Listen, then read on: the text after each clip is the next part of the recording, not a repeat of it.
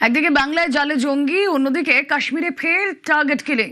কুলগামে target killing, নাম পরিচয় জেনে পরিযায়ী শ্রমিক খুন, জঙ্গিদের গুলিতে খুন পরিযায়ী শ্রমিক, গুলিবিদ্ধ আরেক পরিযায়ী শ্রমিক হাসপাতালে।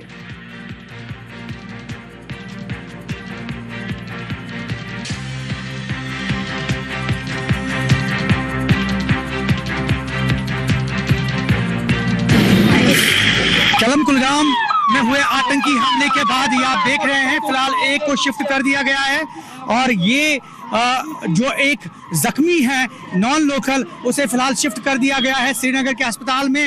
और जैसे कि हमने पहले भी बताया आपको, जो केलम कुलगाम में आतंकी हमला हुआ, इस हमले में फिलहाल एक की मौत वाकया हुई है, जबकि जो दीगर एक नॉन लोकल है फिलहाल वो जख्मी हो गया है और उसे जख्मी हालत में श्रीनगर के अस्पताल मुंतकिल कर दिया गया है इलाज के लिए। आपने देखा अभी कि किस तरह से यहाँ जीएमसी अनंतनाग में जो जख्मी नॉन लोकल है उसको फिलहाल शिफ्ट कर दिया गया है श्रीनगर के अस्पताल में, जबकि एक की मौत जो है इस हमले में वाकया हुई है।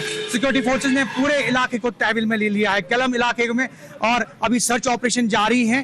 सिक्योरिटी फोर्सेज, फौज और दीगर जितनी भी एजेंसीज हैं वो लगी हुई हैं और कहीं ना कहीं इसमें जितने भी इन्वॉल्व लोग हैं उन्हें किफरी किरदार तक पहुंचाने की कोशिश करेंगे।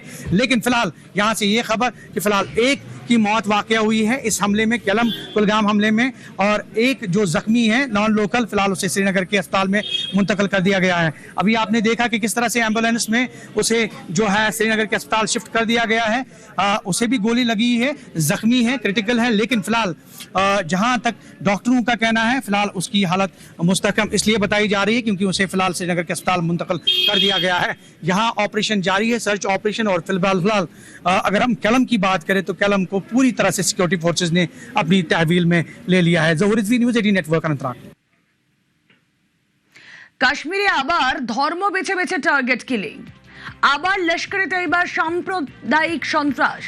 2025-এর এপ্রিলের ঘটনা আপনাদের মনে আছে, পহেলগাঁওয়ের ওয়েসারন ভ্যালিতে হত্যা করা হয়েছিল পর্যটকদের। 2026-এর 31শে জুলাই কুলগাঁওয়ে গুলি চলল ছত্তিশগড়ের 2 পরিযায়ী শ্রমিকের ওপর। কথা বলবো, প্রদীপ চক্রবর্তী সহকর্মী রয়েছেন সঙ্গে। প্রদীপ, রুমেলা, প্রশ্নটা আরেকবার করবে। আমরা পহেলগাঁওয়ের ঘটনা দেখলাম, সেখানে লস্করি তৈবার যোগ, আবারও আমরা গতকালের ঘটনা দেখলাম। এই ধরনের নাশকতার ঘটনা বারবার ঘটছে, টার্গেট কি?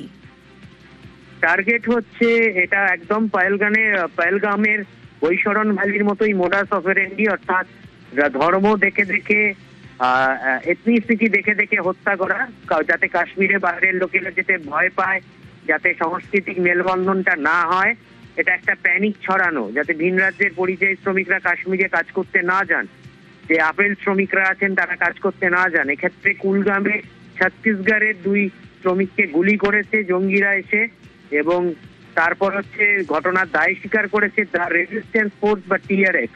ঘটনাচক্রে পহেলগামের বৈশরণ ভ্যালিতে যখন গণহত্যা করা হয়েছিল, ধর্ম জিজ্ঞেস করে করে পর্যটকদের হত্যা করা হয়েছিল, তার 2 দিন আগে এই টিআরএফ-এরই একটা মেসেজ এসেছিল পর্যটকদের হুঁশিয়ারি দিয়ে, এবং তারপরে ঘটনা ঘটে। যদিও টিআরএফ যা লস্করে তৈবার শাখা সংগঠন, তা তখন ঘটনা ঘটে যাওয়ার পর দায় অস্বীকার করে, কিন্তু সাবস্টেন্সিয়াল এভিডেন্সে ভারতীয় গোয়েন্দারা প্রমাণ করে দিয়েছিলেন বিশ্বের দরবারে যে এটা লস্করে তৈবারই কাজ। এবার টিআরএফ দায় স্বীকার করেছে, তার মানে এটার পিছনে যে লস্করে তৈবা আছে তাতে কোনো সন্দেহ নেই। এবার এই মোডাস অপারেন্ডি 1 বছর বাদে এই কাজ করার ধরন, এইভাবে বেছে বেছে খুন করা, টার্গেট কিলিং, এটা কাশ্মীরে আবার ফিরে এলো ভয় দেখানোর জন্য। এবং গোয়েন্দাদের আরো সন্দেহ যে এটা কাজ করানো হচ্ছে হাইব্রিড জঙ্গিদের নিয়ে বা অস্থায়ী জঙ্গিদের নিয়ে, অর্থাৎ দিনের বেলা তারা সাধারণের ভিড়ে দেশে নানা কাজ করছে এবং সূর্য ডোবার পর বা পাকিস্তান থেকে নির্দেশ এলে তারা নিজেদের টার্গেটকে গুলি করছে। রুমেলা, ওকে।